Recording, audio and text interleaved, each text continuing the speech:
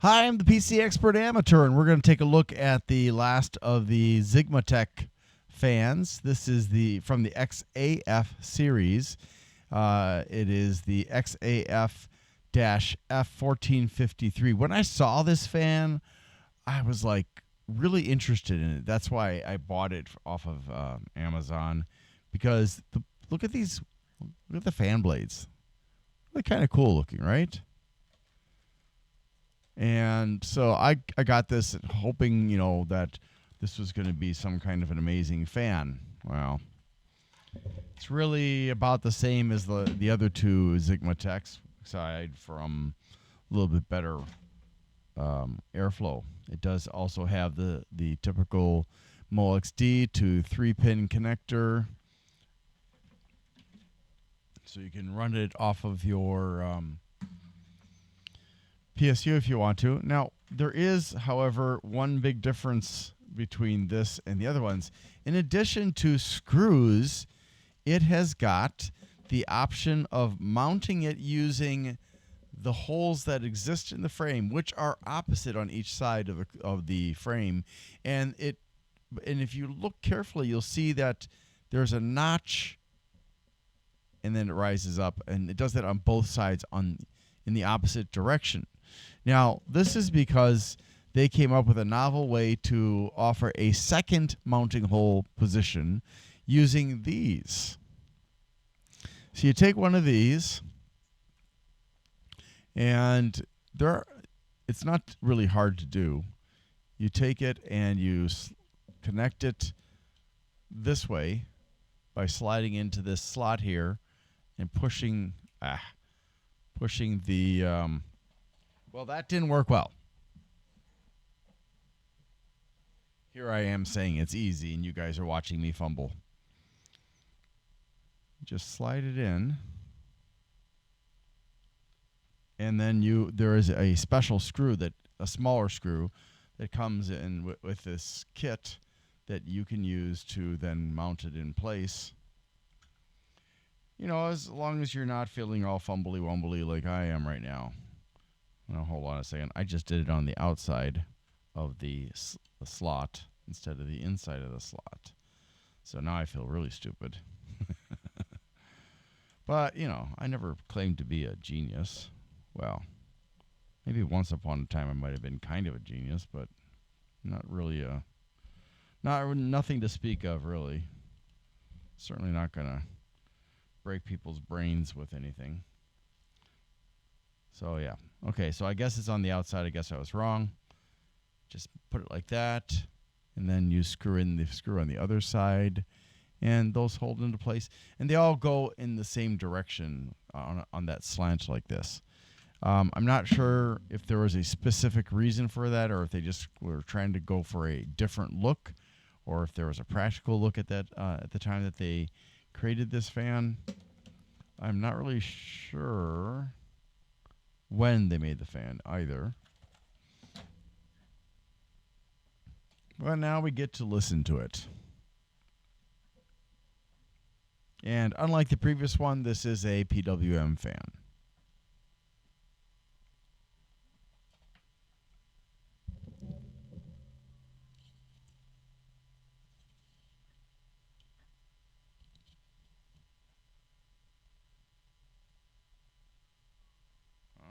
Come on, baby. You can do it. There we go.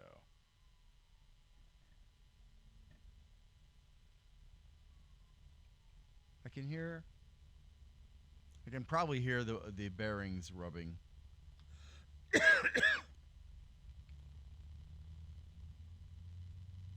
And it does have LEDs. I don't know if you can see that. It's kind of a nice, with the Ripley blades, it's kind of a nice effect. But only on one side. And that's probably because the edge of the fan blade on this side has some silver on it, or silver paint, whatever you want to call it.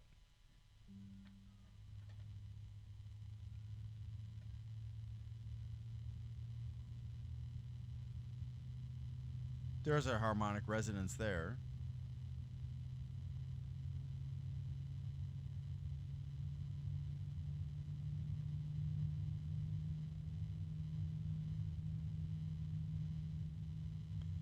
Now they claim this is only an 18 decibel fan, but I'm hearing more than 18 decibels. I'm pretty darn sure.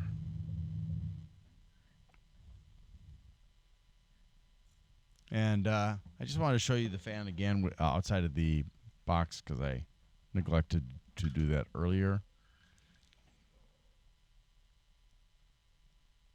I think it's it's an attractive fan.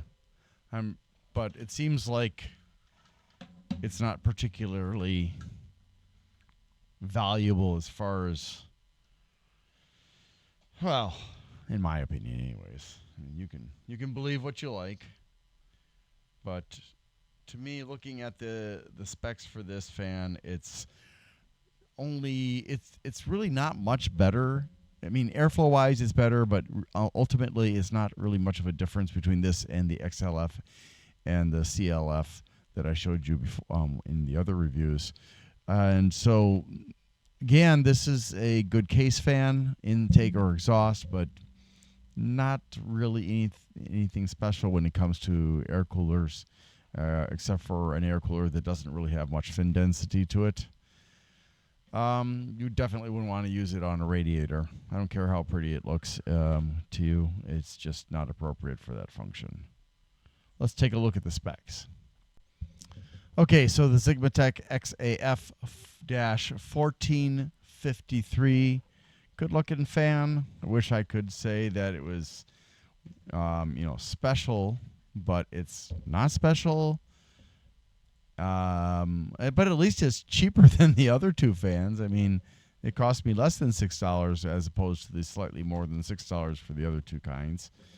And it does have a hub number on it, or maybe it's the motor.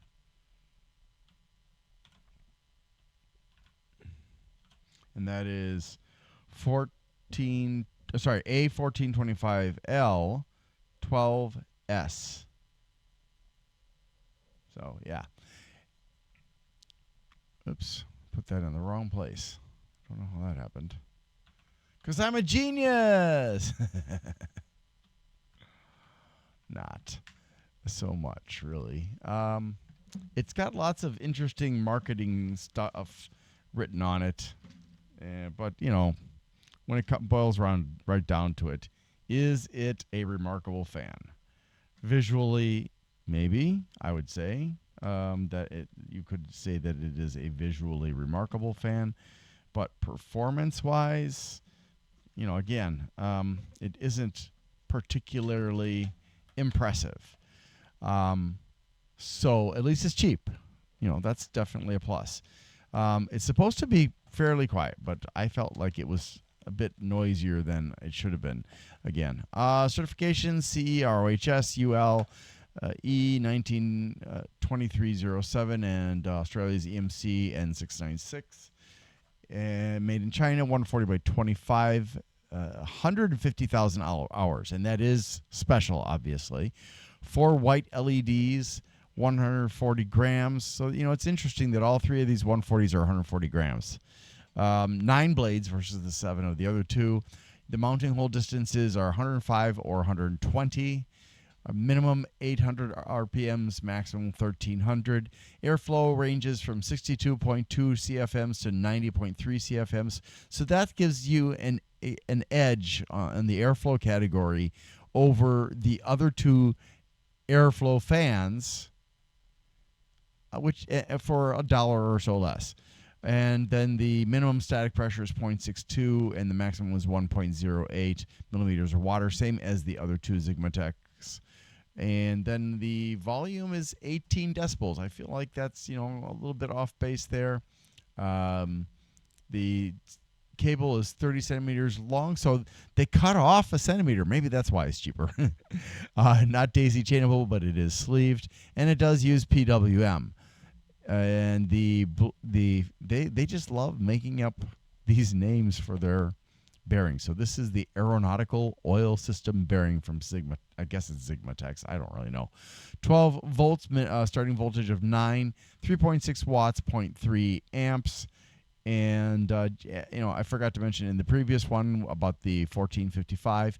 But again, when you buy a fan that's got LEDs running off the same power cable as the fan itself, that's nerfing the capabilities of the fan. So if you want to get more power out of it, you can always disconnect the fan LEDs. Now, this is specific for one cable fans, not for the two cable fans.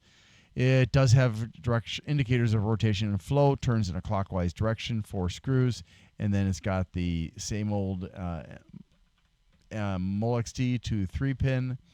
And I didn't really indicate it here, but it does have that special add-on for changing the distance of the mounting holes, which I think is interesting. I'm not sure why they didn't make it 125, or maybe I just mismeasured. But yeah, there you go. I'd like to thank Grindler at Bleeping Computer for allowing me to share my videos and posts on his website. Bleeping Computer has a lot of resources, including vetted programs, malware removal instructions, malware removal volunteers, other kinds of volunteers for IT, cybersecurity information, and more. It's a great place to go. Give it a try. Thanks for watching, and I hope you have a great day.